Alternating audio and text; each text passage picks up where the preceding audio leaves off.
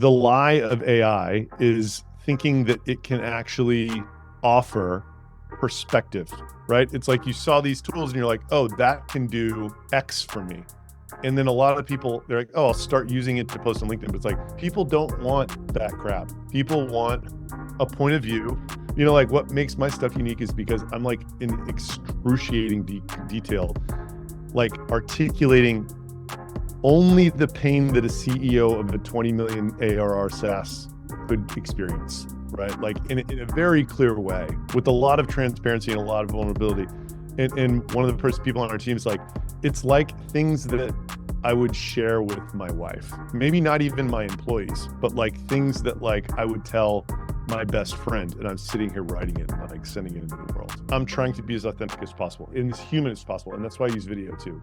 Yo, so my guest today is a guy that you may not have heard of, but you probably should know about. His name's Adam Robinson. He's not a CMO. He is more of like a founder type.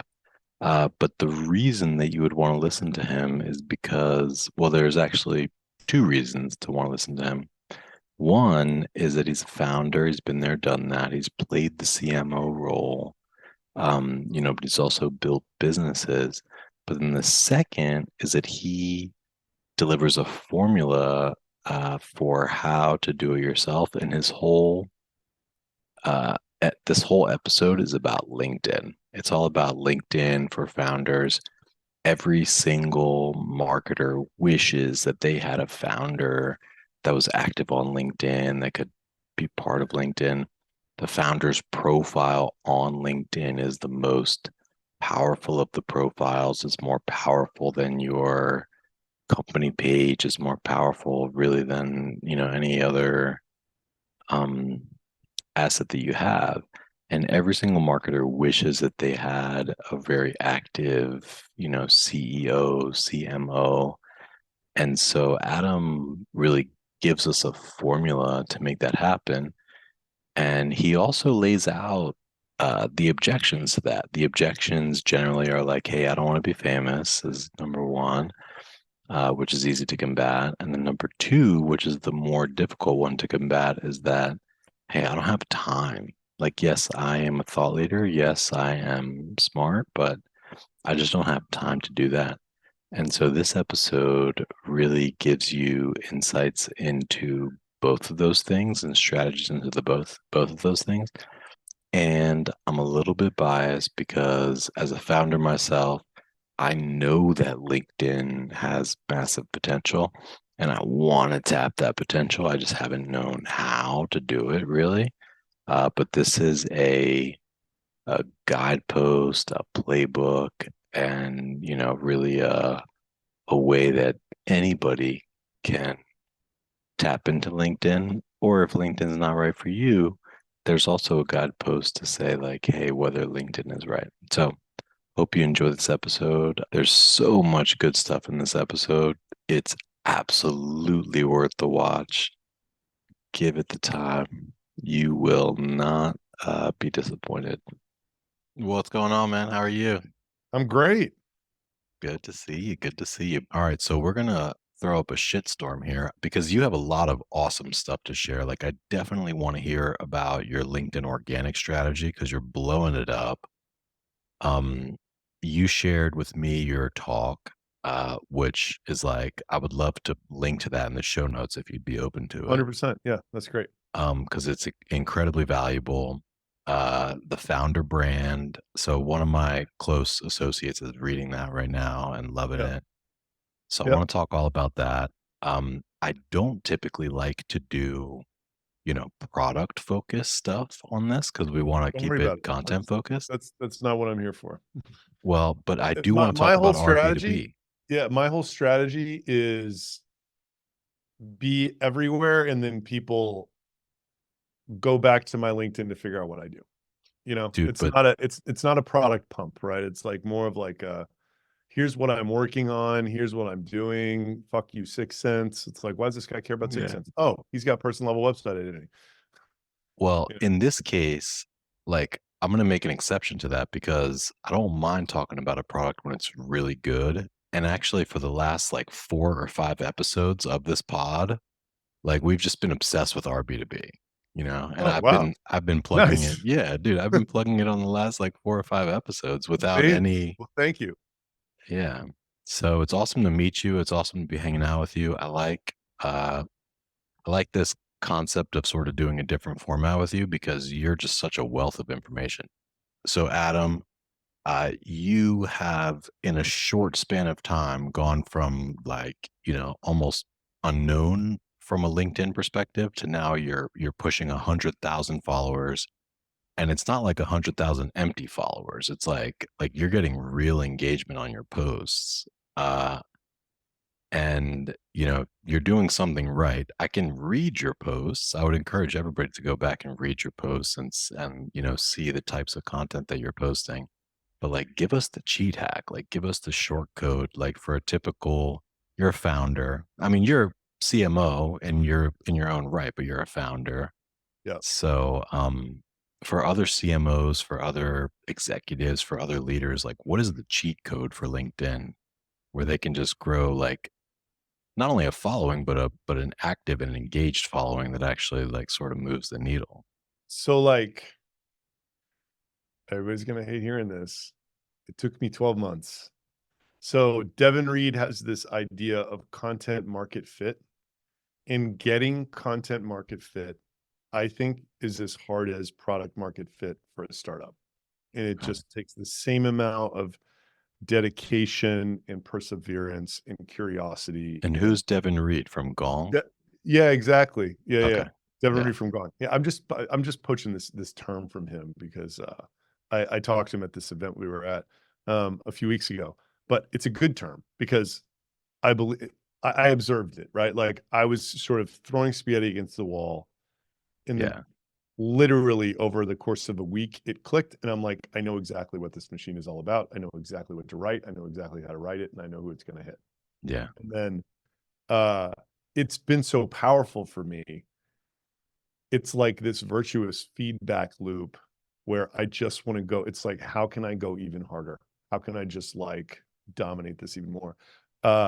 And look, one other thing before I go any further is like, uh, I am in a perfect situation with respect to LinkedIn, meaning I am my ICP and my ICP lives on LinkedIn because we're selling to revenue leaders. If you are selling to hospitals, I would not recommend going psychotic like I did and trying to be literally the best content creator on LinkedIn. Not worth it. Okay. It is worth, I think, having a profile for other reasons, right?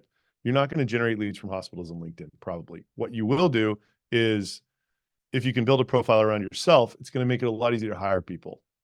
It's going So to the make it, space that you're yeah, targeting matters a lot. yeah, totally. But like, it's you will there is a benefit to working with a ghostwriter and just having your thoughts streaming out online, that you know you will I everybody that I speak to that begins posting on LinkedIn, they're like, I'm not exactly sure what this is doing for me, but it's doing something and I like it. Yeah. That's the summary. Yeah. I That's know sort of the camp exactly. that I'm in. Yeah, I mean, like I'm in that camp.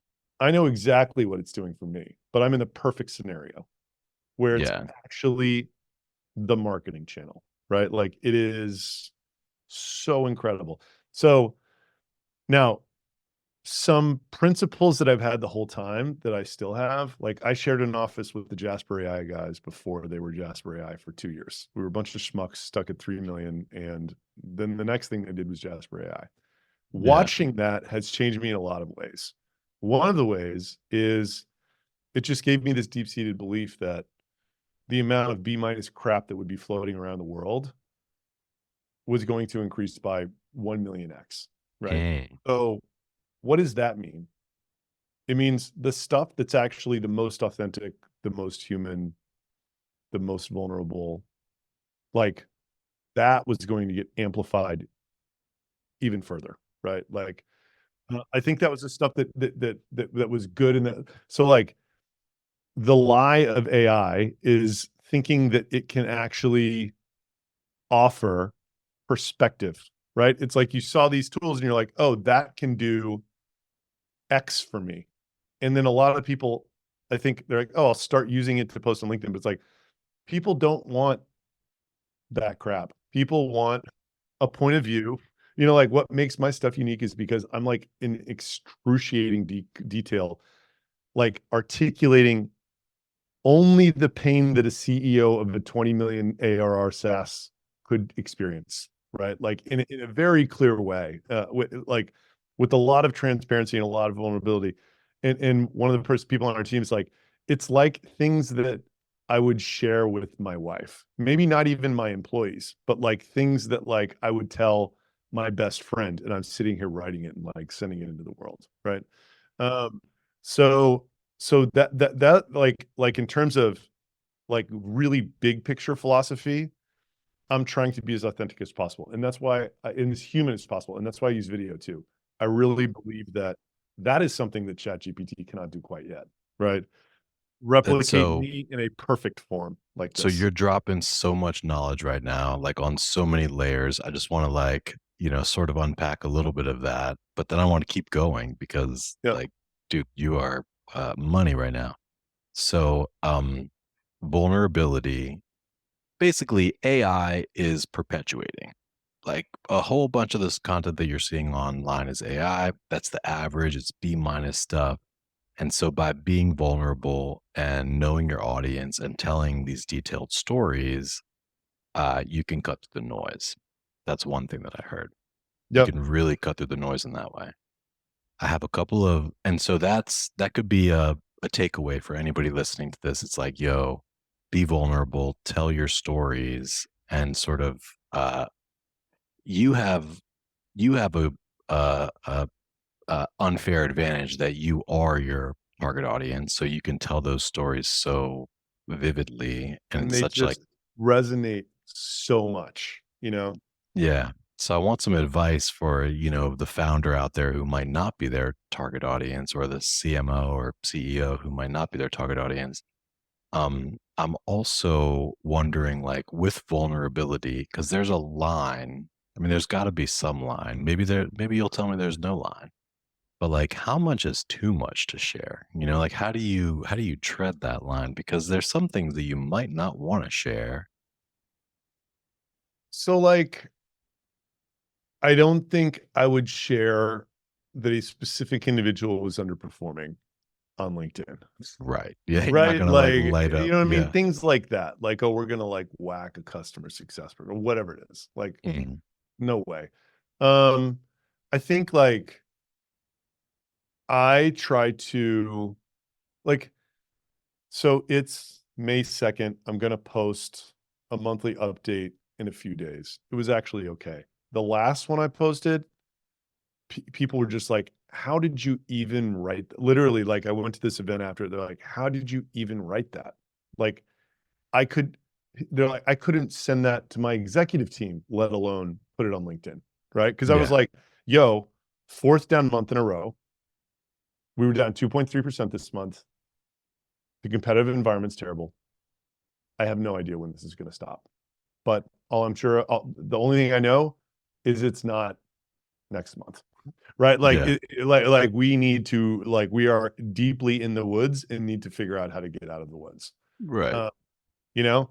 So That's very uh vulnerable, right? For no, yeah, anybody it's that's crazy. like It's PE backed or yeah, it's crazy has to the point where investors, right? people are saying that to me when they see me. They're like, "How do you write that?" You know? Just because to them there seems like there's so much downside to it. Now, I don't have investors. If I did, I'm sure they wouldn't be happy about seeing that I'm just like apparently gloating about that in public, right? Like, Right. uh, at this, it was not easy to write. It's not something that I take joy in, right? Because a lot of my ego is tied to, sadly, and when I say this, I get like, well, your ego shouldn't be tied to your ARR. It's like, yo, let me tell you what it's like to be a SaaS founder. Your fucking ego is tied to your ARR, right? Yeah. So it's not easy to write, but like I'm so committed at this point to doing it that I'm just doing it. And like the reason that I'm doing it more than anything is because people now walk up to me and they're like, dude, you're early stage SaaS founders. They're like, I read every single one of your posts. I forward Yeah. them all to my team. You are doing it better than anybody. You're telling it like it is and no one else is. And like you're the most inspirational person in my life. Right. You're a guru, yeah. Yeah. I So mean, like, you're becoming a certified guru, like yeah, in the but like a space. guru who's doing it, you know, like Yeah, that's, I think, why it is so appreciated in this audience. It's like this yeah, guy, unlike everybody else, he's actually just like getting his nuts kicked in the trenches and reporting every grilling detail. yeah. You know? So I want Um, to talk about a couple of things here. So you have not always been a LinkedIn guru, right? Like this is, you've been doing this for a year or maybe a little yeah, more. a year and a half. Um, Somebody sold you on this concept. I want to talk about how you were sold on that concept because a lot of the executives listening right now are probably thinking, sure, that sounds great. Like I don't have time to write down every single thought. So I'm Yeah. curious about how you went from like LinkedIn skeptic to LinkedIn believer, like how that selling process went. Yeah. And also like how you're just scaling it. Like are you sitting and writing all these posts or like how are you doing it? I will answer the first question first. Um, I believe that if you're contemplating embarking on a journey like this or trying to convince your CEO to do so, you should read Dave Gerhardt's book called Founder Brand. Mhm. It's a brilliantly articulated case for why you should do it, even if you're not in this perfect situation like I am. Even if you're a hospital Yeah, CEO even if you're a or even if founder you're selling to who hospitals. Yeah. sells to hospitals, there is still tremendous benefit to your enterprise to have thought leadership flowing out of the founder. Mhm. Just for no other reason. Like I had this guy explain this to me.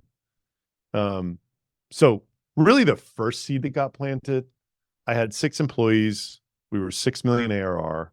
I was at this trade show and I'm watching this guy speak that was like the president of Kajabi, which is this like SMB teaching software. And they got, Yeah. The got up course to two, creation yeah, like a software. $2 Yeah. billion valuation. And the dude asked him, he's like, you know, so he joined as like a president CEO when they were at 6 million ARR. And he's like, when you joined that day, what would you have told yourself to do differently? And he's like, I would have told myself to start posting on LinkedIn every single day. And I was like, that's fucking weird. Yeah. You That's know, random, right? yeah, just like what? Like I'd sort of heard of this stuff and I'd sort of seen a couple guys, but I was like, and I literally like went and found the guy and I'm like, why did you say that? Like, because he sort of explained it on stage, but then the guy cut him off or whatever. And he's like, look, man, it is all about your team no matter what you're doing. And if you can get your team to be opt in rather than sort of like push in a reluctant hand raise, you're going to have a much better experience. And he's like, think about the show Yellowstone. He's like, John Dutton does not have the mission, vision, values written on the wall. But if you watch Yellowstone, you kind of pretty much know what it's like to be a cowboy on John Dutton's ranch. Yeah. John I've Dutton never gets seen the people. show, but Yeah, yeah. So I like, can but it's imagine. just like imagine, a show, right? Like whatever the equivalent is, like the one about the Yeah. Or like a the mafia flick. Like they yeah, don't exactly. You know what publish it's the like to be core in the mafia, values. right? So Yeah. it's like if he's like that is what I think the greatest benefit of thought leadership is.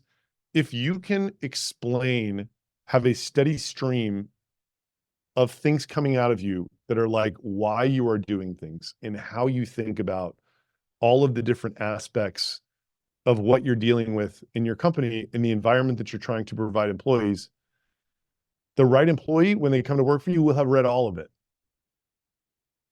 Like, dude, like, as you can imagine, like, I have people hurling themselves at me to work here.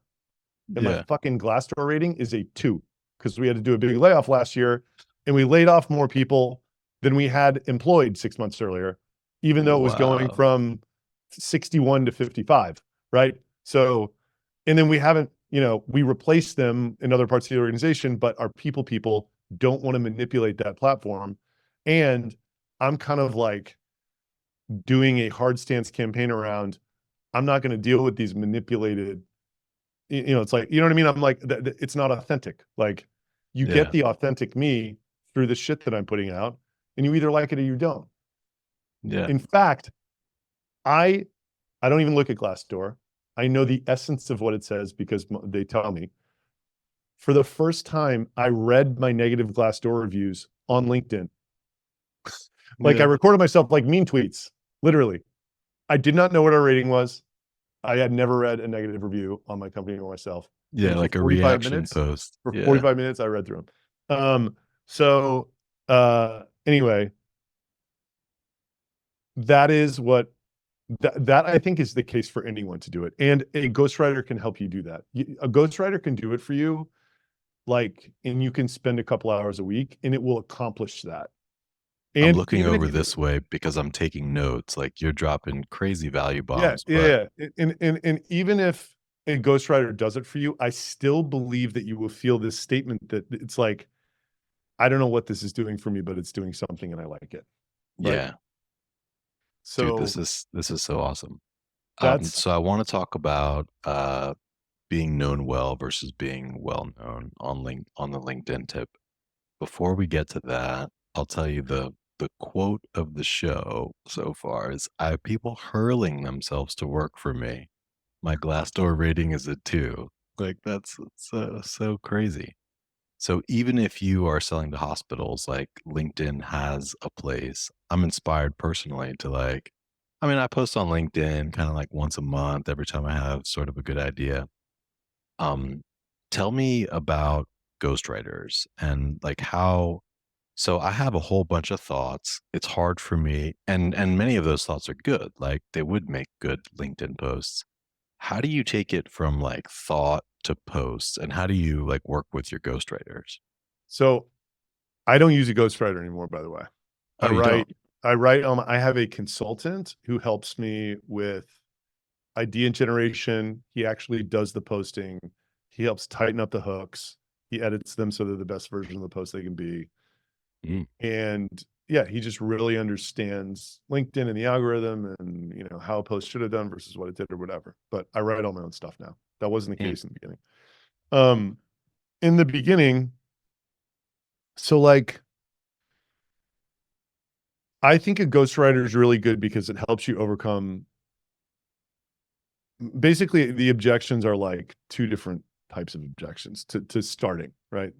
Objection number one is I don't want to be famous. And like that's bullshit because you'll never get actually famous. You'll become famous in a very small part of the world, yeah, which helps you and your company in every single way.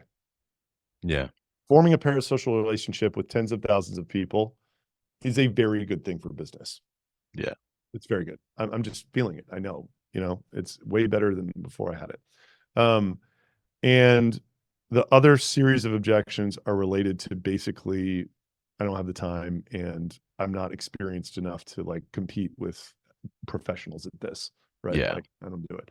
So the second set of objections gets solved with a ghostwriter because these guys know the game, right? They know how you should write a post. There's kind of like what should be in the post, and there's like you write a hook a certain way. Like right. you need to build a massive Yeah. amount of You do a credibility in your line hook. space. It's like you do a Yeah, hook yeah, and a exactly. couple, Like you know, you're a couple trying, like line you're breaks. playing this game to try to get people to read more, and then you're playing this game to try to get them to stick on the post, and then you're playing a game at the end to try to like get a little dopamine hit out of them so they'll react, right? Like Right. that is the game that you're playing. And if you can take them on a mini hero's journey while you do it, if you can really agitate some pain and then have a transformational moment that you experience, then provide a relief to them, like this solution or whatever, and a Yeah. takeaway, then that's the perfect post. That is what is the most amazing. Right. That is playing, it's not even playing chess, it's like playing Go, right? Like it's so far beyond entry level LinkedIn game that like we're talking about now, that it's not even worth worrying about. Yeah. But a competent ghostwriter should be able to sit down with you and kind of navigate this dynamic between like, okay, who are you? Like, what stage is your company at? What type of people are you hiring? Who do you sell to? Like, are they on this platform or not? And then, how can you sort of come up with pain that might relate to them that you can sort of, you know, start talking about? I really do think Yeah. it's like uh articulating pain is like the most relatable And it cuts through because like a lot of people are just sort of like, oh yeah, we closed XYZ, or like I had a blah blah win this, whatever. Yeah. We're crushing it. So what do Um, you do? What do you do if you're a CMO? Like, say that you're a CMO and say that you have like some automation product, for instance, mhm. like you help automate business processes. You sell maybe to CIOs or others, um, or, COOs or just operational people. Like your value prop is like, hey, we're going to make your operations more efficient. Is that like a hospital where there's like not really a place for, that kind of audience? Or like how can people understand like, because there's two modes of thought. It's either like, hey, this is perfect. LinkedIn is the perfect outlet for you. It's going to help with your recruiting and your acquisition and everything else. Or it's like, hey, if you sell to hospitals, like it'll help with recruiting and maybe Yeah. some other ancillary benefits. But like, what's the litmus test for you to know like which Yeah. camp you're in? Let me just tell you about my experience over this year and a half. The reason that I picked LinkedIn is because a year and a half ago, we were in this position with large Shopify stores who we decided were our target market and we weren't going to sell to anybody else. We honed down on an ICP. We had very low penetration and no competition at the time. Incredibly different dynamic now. We have much higher penetration and there's competition fucking everywhere. It's terrible. But at that point, it was like this just open Blue field of like, ocean. Yeah. just incredible. So I was convinced through Founder Brand and talking to other people, it's like, okay, building a person's social media profile is the quickest way to spread awareness in the world today. Then it's like, okay, what platform do you start on? It's like, well, these guys are probably more on Twitter that we're going after, but it is incredibly competitive over there. So you might want to start and build the initial audience on LinkedIn where maybe the targets are not there, but the ecosystem is, right? Like the vendors, the agencies, the employees, they're all on LinkedIn. So I was kind of Yeah. sold on that. And this guy told me he'd ride for me named Tommy. So that's where we started.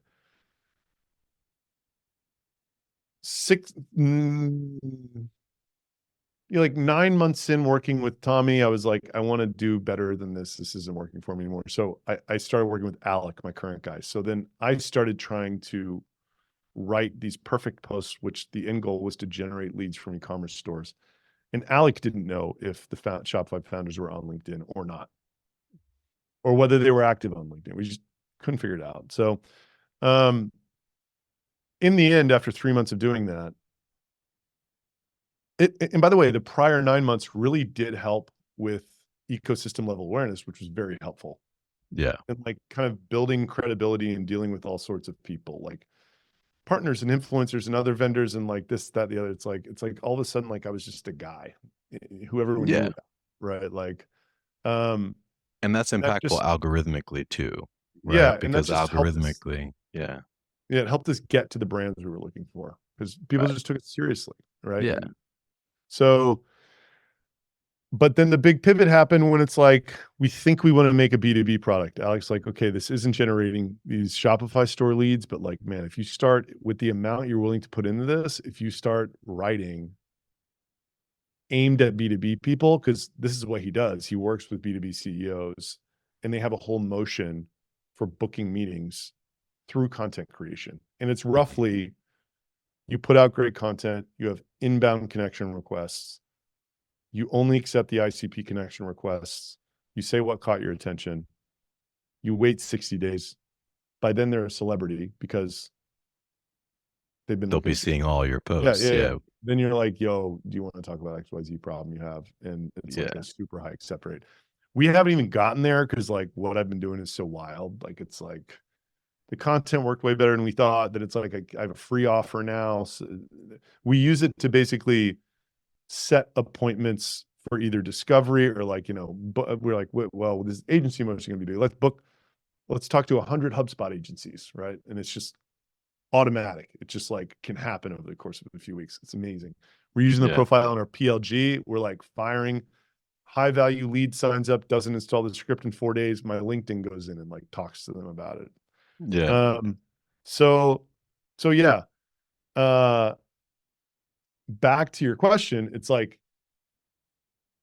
my experience, I don't know specifically about COOs, CIOs, whatever. Like maybe, but like we didn't know that the e-com guys weren't there to book demos with us until we started messing with it and figuring it out, right? And Yeah. had I not pivoted our product, I'd be banging my head against the wall on Twitter right now. I never would have become this LinkedIn guy that everyone knows me as, Right. Right. you know? Yeah. Um, So basically so I think maybe the gauge for any listener to know whether it's right for them is like, is your audience active? Like, because people know or they don't know, you know? Like we yeah, had I mean, I've had many guests on who are many celebrities, you know, like they're not getting hundreds of engagements per post, but they're getting dozens, and like mhm, they can be pretty sure that their audience is there. yeah, So I think it's maybe a gut feel. yeah. I mean, you can literally look at it, who it is, right? Like, Yeah. and this guy, Peter Conforti, did it on my audience. And I bet so like mine is crazy high in ICP. It's like 75%. But it's because I've cracked this code and like it's working for me. What was Yeah. really interesting about it was the most interesting stat was like uniqueness post to post. It's like 85% unique engagers post to post, which is wild. I would have thought it would Yeah. have been the same people every time. How do you measure that? I'm He curious. just like did it. I don't know. He just I pulls sent it him all my down. LinkedIn data. Yeah, like Mhm. and he checked it out. I wonder if he's using the API or if he's just compiling that So manually or what. so you you can download all of your data. And I sent him that. Mm. And I think it might be in there, but I'm not I sure. see. Yeah, I'm so he not sure. probably just pivoted it out or did Yeah, something. something like that. Yeah. Cool. So two quick things, and then I want to move into our B2B, but give us well known versus known well. You told me about that on the prep call, which I thought was really insightful and impactful. Um, and then like summarize it into just like, hey, you know, here's three things or here's five things that if you're on the fence about LinkedIn and you're still debating it, like here's what I would suggest you do. Yeah. So I observe two competing audience building strategies. One is you do not care who is engaging with your posts. You want a big number because that's doing something for you. It does do something for you. Yeah. Um, and you employ tactics that are not creating the best and most meaningful content you can to grow that audience. Your Mm, content is more focused on what would go viral than what is meaningful to your audience. yeah. And the way that I've been explained that that model really works, and it's interesting. It's, so this guy Chase Diamond, who is a friend of mine, and he says this about himself. He's like, I'm known well. You're well known. So he's trying to like use LinkedIn as his awareness platform, and then a newsletter and a podcast and whatever else is his trust platform. So he like goes deep, and like Daniel Murray, this is kind of his playbook too with Millennial Marketer. It's like he Mhm. puts memes up, then pulls them to his newsletter where he talks about real shit. Yeah. So it's sort of, I mean, I don't want to use the word gimmicky because it's has a negative connotation, but Yeah, it's it's like sort of like clickbaity a little bit yes, to get a clickbaity, whole bunch of whatever. engagement, Yeah, and then you filter the ones that are interested through your other yeah, platforms. totally. And that's fine. You know, there was this whole thing that I was struggling with. Chase was like, you need to work on your distribution. He's like, I spend as much time sending my posts to chat rooms that other big accounts are in that they can engage with as I do creating the post, to give you an idea of what the priority is, right? Yeah. Whereas like all of our time is spent making the content as best as it can. And then Right. it hits. And if it was great, it rips. If it was not great, it does not. And then sometimes it doesn't, whatever else. Um, so, so yeah, the alternative is you are using LinkedIn to be your distribution and trust platform. And I am trying to like, I know exactly who what I write is going to attract, Yeah. you know? Um, and the emphasis is on meaning. And like, I think that it does, known well is a good word for it. It does actually make people feel like they're your friend, you know, who Right. sit there and consume it every day. Like they know you, Yeah. they're on this journey with you. And to me, it's a much deeper type of trust than just like, you know, well, here's another wheel of, you know, colors and words that went viral on Reddit, like that's now on LinkedIn. Yeah. It's sort of And like, it's more efficient in general, right? And more elegant because instead of having to transfer folks, instead of having a funnel where you're yeah, transferring folks across different platforms, it's like you're doing it all right there yeah. and you're doing it in an authentic way that's meaningful. By the way, I did start a newsletter a couple weeks ago because I do think it's time for me to I heard this case made for a growth loop, which is like pretty cool. It's like there's this guy who makes a post and then the CTA's the newsletter. And then there's this weird dynamic where even though people are signing up for the newsletter, the actual reach you get on LinkedIn is so small compared to the world of LinkedIn. They're like, even your best post is reaching hardly anybody. So when you Right. send the newsletter out with the same content, it's a totally different audience than read your post. So it fires. So if you post something, then wait a week, then put it in a newsletter and send people back to comment, it's creating this growth loop Mhm. in your account, Interesting. which, yeah, it's super interesting. Yeah. So Well, that's part of what I'm doing it for. Another part is like, you know, I'm doing a weekly event, a weekly webinar like he does starting this Tuesday. We'll see how this goes. That's literally just like 10 to 30-minute monologue on whatever, and then you get questions asked to you. I mean, I'm sending people to our B2B landing page because that's more worth it for me. But point is, I spent a ton of time just building the LinkedIn thing up, and now I think that it's time to just do some other channels to create different types of engagement and different levels of affinity, you know? yeah. There's no place LinkedIn sucks because like there's no place for someone to go deeper into your world. So that's what Right. I'm trying to create right now. Yeah. And I was going to ask you about monetization, but we have done something very similar. We call it sawdust strategy.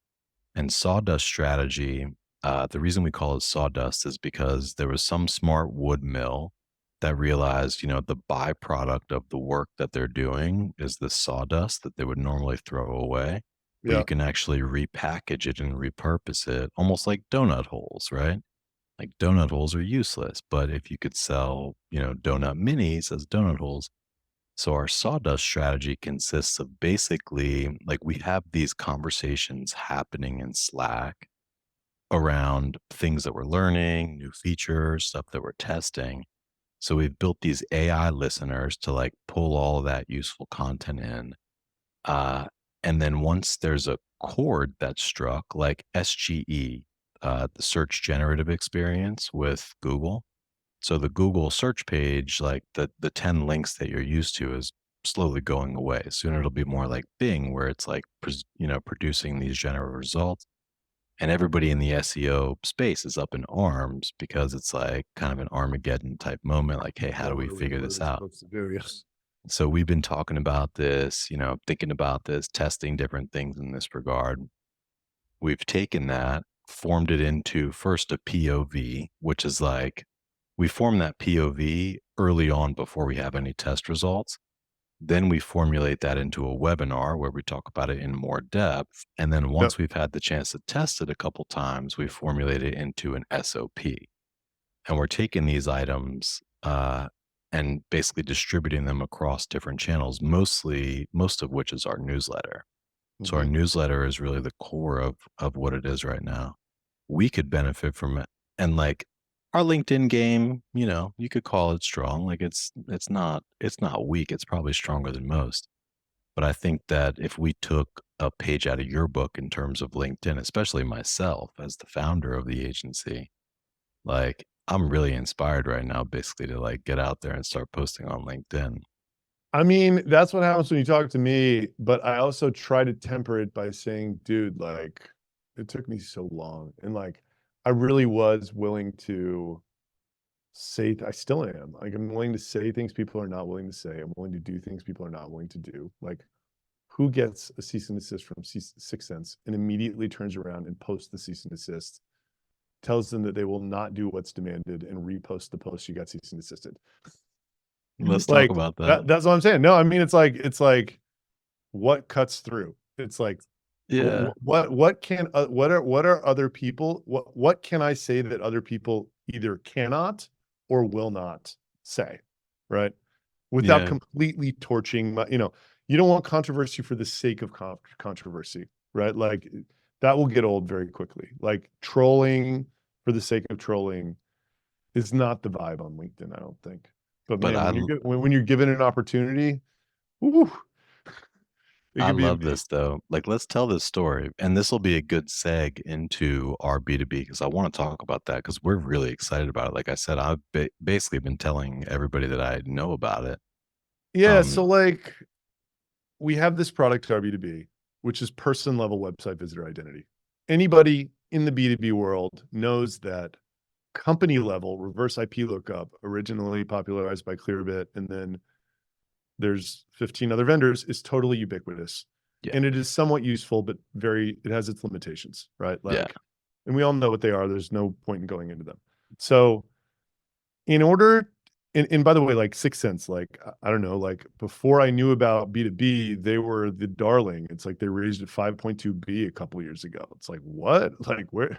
That absolute, they're sponsoring everything and they're everywhere, and they were my idea of what a successful SaaS is. So, industry leader, I'm like, okay, we got this RBDB thing. I just want to buy this other technology to, like, literally just compare it, right? Like, technically it's against the terms to do it, but like, who gives a shit? Everybody does that, right? yeah, So, buy it, 18 grand. Our salespeople, after we get Airbnb, they won't even use it because they're just like, it's like, it's so much harder to get value out of than RB2B, that, like, whatever. So yeah. meanwhile, this was in like November, we bought it. Meanwhile, and I heard about this after the fact. Apparently, they emailed us and they were like, the price of 6sense is going up by 3 times. And that's all it said. And then the next day they're like, oh, but by the way, if you're willing to renew 6 months early, we'll do it flat. And I'm What? like, with the people that we sell to in the Shopify world, like, if we tried to raise if we tried to raise price 5%, I would get burnt at the stake. Like, I mean, I would get taken to the shed and literally I would get my skin peeled off of me, like, inch by inch. So Yeah, I'm just like, you know what? Fuck these guys. Like, so I write this post that was quite inflammatory. It was like, you know, to the effect, and I didn't swear in the hook, but it was like, these assholes basically tried to 3x my price. And here's why I think they're scared of me using their product. And like, point one was like, they know their data is terrible. And I was like, everybody knows the person level is more valuable than the company level. It was like kind of like a sense of humor funny. I'm like, things like, they're terrified of the viral expansion of my tool. They're afraid what I'm going to see when I, like, compare the two things, right? Like, things like this, like, poking the bear, kind of fun. They're a $200 yeah, million company. Of course, I don't think this is, like, fact, right? But I'm like, I'm riling them up, yeah, uh, and just kind of pissed off about the move. So then, by some act of God, 4 days later, at 6 p.m. at night, I get sent a cease and desist. And I'm yeah, like, and by the way, like, for any marketers out there who have ever tried to get a startup going from zero, obviously you're thinking like, light bulb, like, holy shit, like, what could be better than an industry leader even acknowledging you, yeah, right? Like, much less sending you something that you can actually make it seem like they're afraid of you, right? It wasn't even the reason they sent it, but like, so I take the cease and desist. Instead of doing what they demanded, which was take the post down, apologize about it, and and there were 463 commenters, tag the commenters in the I'm sorry post. I put the cease and desist on LinkedIn, literally uploaded as a PDF. yeah. I And I see said, that. last night, 6sense tried to sue me over a LinkedIn post. Here's a copy of the cease and desist and what they're demanding I do. And then I said what they're demanding I did. And then I just restated my theories why they didn't want me using their product, and then got this whole David versus Goliath thing going. In the end, I'm like, who wants to stand up against these billion-dollar bullies, whatever. So that went super viral, obviously. Yeah, Uh, I see that. and yeah, and like, it's I'm in this position where I got everybody in B2B talking about this feud between 6sense and RB2B, that like, now that they have sent me a cease and desist, I can sort of credibly say that they're afraid of me, which is ridiculous. Yeah, so Like, for folks listening, I'm scrolling Adam's LinkedIn profile. His typical post will get like anywhere from 200 to maybe, 500 visitors, maybe give or take. yeah, Your likes. your or yeah, likes rather. I'm sorry, Yeah, engagements. it's like 50 to 60K impressions I usually get, right? But like the first one that you posted where last November we bought 6sense for 18K. I'm including these in the show notes, by the way. Yeah, So we could compare it to Clearbit, 800. So like beyond the average, generally. The one where yeah. you actually posted a picture of that cease and desist, like 1,600 engagements.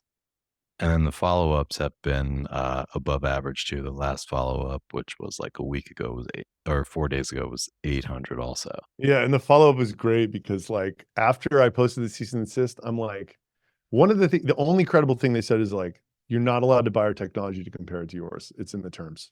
So I'm Yeah. like, I wonder if these guys signed up for an RB2B account. And I go in there and they had. Oh my Yeah, so goodness, that's what the post was. I was like, oh my God, I'm gonna light these motherfuckers up. This is great. Like, the thing that you dude. sent me a cease and desist about, you also did with, and they didn't know, of course, but like, it's just so funny, right? Like, um, anyway, I'm dropping one today too. Yeah, so let me It's tell gonna be really good. quick before we close out here, because I want to be sensitive to your time, but our B2B story. So we discovered our B2B. I'm not sure how, probably through one of your posts or something, but we found it, we installed it, uh, and it basically, I mean, it fulfills the promise. Like unlike the Six Senses, the Clearbits, the Zoom infos, which show you the companies visiting, it actually shows you the individuals that are visiting your site. And so we're basically over here, like our whole sales team is over here, like studying that channel in Slack every single day. And like in real time, we are coordinating these like outbound motions to the leads that are most relevant. And it hasn't been for us, it hasn't been all net new. Like there's certainly been a portion of net new, but it's been a lot of like repeat folks. Like it's like somebody who, was a customer 2 years ago, left, went to a different company, visited a webinar that we were doing, and, started looking at some of the product pages, whatever. There's also been other podcasts. So just recently, there was a previous podcast who's never actually been a client. We were in talks, but visited the site. We have like a little buffer period. We don't generally like reach out immediately. We'll wait 24 hours or something just to not, seem too Yeah. obvious. Um, but I reached out to him. He's like, "Oh yeah, I just made you a referral. I just referred you to a deal." And we're like, "Great, you should sign up for our referral program." So like now he's a referral partner. And then also he's like buying this, small secondary offering that we have in terms of paid search. So like it just works, man. It just shows you like I'm a believer. I'm bullish on our B2B. I like it. It's like 6sense can get lost if you ask me because I think it's overhyped and overpriced and I'm waving the R B2B flag for sure. Boom. Let's go. I'm here for it. Let's rock and roll, baby. Cool, Cool. man. Well, this has been an awesome session. Uh, I'm sure that everybody enjoyed it. For folks that are listening, if you learned anything here today, if you were inspired a little bit, like I was genuinely, like I'm about to start creating my LinkedIn content schedule right now. I am curious to Well, actually, I know a good ghostwriter. Maybe I'll hire them because I fall in the I don't have time camp. Um, Popular but camp. that's not a good excuse.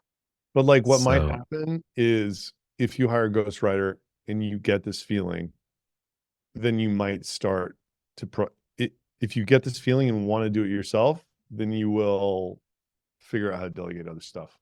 yeah, Like my whole Tuesday is devoted to content in some way, shape, or form. So okay, that's just, and I'm fucking 2 startups I'm running, right? Like, yeah. uh, you know, so Well, thank you so much for your time here today. I know that you're incredibly busy. This has been super duper useful for everyone listening. I would love to have you back. Like, I have so many questions that are left over. Like, I'm curious about just how you plan your Tuesdays. Like, I heard about this AI device recently that's kind of like a smartwatch or something that basically records, what you're saying on a day-to-day basis and, that's interesting. provides like insights and, other different things. But I'm curious about how you are translating the thoughts in your mind into like content. Um, but I can give you a short answer to that one. So it's all like right. the way that the analogy I use, the reason that it's so much effort is like, it's almost like I'm going through my life and there's another me looking over my shoulder thinking, is this good content or not? So that watch might be a tool or a shortcut, but that's really it. It's like, I'm like, I haven't written any down from this chat, but like sometimes people ask me questions on podcasts. I'm like, oh, that's a great post. You know, Yeah. like I totally got to like do that. So I'll jot it down or whatever. Yeah. Um, you know, And then when you jot it down, is that like on a Google Doc, on a piece I of literally write paper, it on a on notepad and yeah. know to go. I have a meeting. I have a 1 hour ideas meeting on Monday with Alec, and I'll go back to that list and talk through it, and we'll decide whether Mm, it's worthy or not. nice, Yeah. nice. Well, that's badass, man. You are a badass. You're incredibly admirable. All the founders of the world are looking at companies like yours and being like, yo, we need to be like them. The Flattered. CMOs and the marketers out there are also, I'm sure, going to be visiting your profile after this and see. I mean, I like your mix. I like how you do a mix of, vulnerability and real kind of hard hitting content for your audience. And you're not afraid to stir up some shit, right? And Yeah. it's not a stirring up shit where like it's just clickbaity stuff that you hope that most it's like a relevant stirring of Yeah. stuff that's like actually happening. So Yeah. I'll only stir the pot when it's real, you know. yeah. Um, yeah. I mean, thank you. I like hearing that because it's what I aspire for it to be. Really the way I think about it is like I was stuck. My first startup was stuck at 3 million for 4 years. I was dying for somebody in the position I am in right now to be doing things and then explaining what they were doing and why. Not even so I can necessarily copy, but that was a lot of the motivation then because that was what I was just reaching for anything. But like just to understand how somebody who was there that far in front of me thought about things, right? Yeah. Like just to hear, it's like I have this free offer, and the way I'm thinking about it is like I could charge for it, but I'd plow the whole thing back into marketing anyway, so might as well make it fucking free, right? Like Yeah. just that alone, that like some experienced entrepreneur said, is just interesting, you know. Yeah. Um, Super interesting. And it makes me think of so I'm a big Andrew Carnegie fan. I read his biography years ago and I've revisited it since. But one of the things that struck me the most is that the like access to content, like back in the day, in the Andrew Carnegie days, to have access to a library, like only rich people could afford it. Like it was like, the equivalent to $1,000 a month today. yeah, So like most people, can't really afford that. So it was very much a privilege. But we're sitting in this world now where it's like anybody is going to be able to watch this and right. get like just absolute golden tips from you, like a guy who's been there, done that for free. Now the problem is filtering. You're right. Like, Yeah. what is Curating and worth filtering. what Yeah. is worth my time, you know? And that's why I think that, back to known well, it's content made the right way for the right reasons, focused on being meaningful to a certain audience, and consistency over time is what's going to get people to tell other people that your shit's the shit they should be spending time on. That's what I think. 100%. 100%, man. Totally agree. Totally approve that message. Love what you guys are doing. I'm a big fan. I'll continue flying your flag from the roof, man. And let's rock and roll. Let's get out and get it. Hey, for folks listening, drop us a like, share this with a friend. We always appreciate those 5-star reviews wherever you get your pod. Adam, tell folks if they want to learn more about you or our B2B or even retention.com, like what should they go and do? Yeah, so we talked a lot about RB2B. It's RB2B.com. Not R2B2. It's Yeah. RB2B. Like letter R. Like retention.com, but R. And Yeah. then B2B, like a B2B marketer, right? RB2B.com. Check that out. Check me out on LinkedIn. Email me at adam@retention.com. You can check retention.com out too, but if you check it out, you're probably going to be like, well, this looks like it's selling to e-commerce stores, because it is. And that's it, man. Well, any e-coms that are looking, retention.com is an awesome product too. Yeah. I think it's a really interesting angle, the B2B angle that you guys have done. But anyway, stay on the line. We'll wrap up just 1 second, but for everybody else, that was another exciting episode of Revenue Driven CMO, and we will see you next time. And that's a wrap. Thanks for joining us here today. For show notes and other episodes, visit us at revenuedrivencmo.com. That's revenuedrivencmo.com. And hey, exclusive for listeners of this podcast, Web Mechanics will do 10 to 20 hours of work for you for free. Literally no sales calls, no BS. Just give them a problem and they will put a team to work for you for free for 10 to 20 hours. Even if you're already a client, if you're struggling with demand gen, lead gen, SEO, SEM, Google ads, LinkedIn ads, conversion optimization, if you can't get Facebook or Meta ads to work for the life of you, or you can't figure out attribution, Web Mechanics will take a good hard look at whatever problem you give them, whatever programs you put in front of them, and they will give you an objective, informed opinion, plus some advice from 10 to 20 hours of senior level attention. And that's just because you're a listener of this podcast. So I would suggest take them up on this offer. It's ridiculous. Go to revenuedrivencmo.com/free, fill out the 2-minute form, and you will not regret it. Literally zero downside, unlimited potential for growth. So do yourself a favor, revenuedrivencmo.com/free, no hyphens, no punctuations. You will be happy about that decision.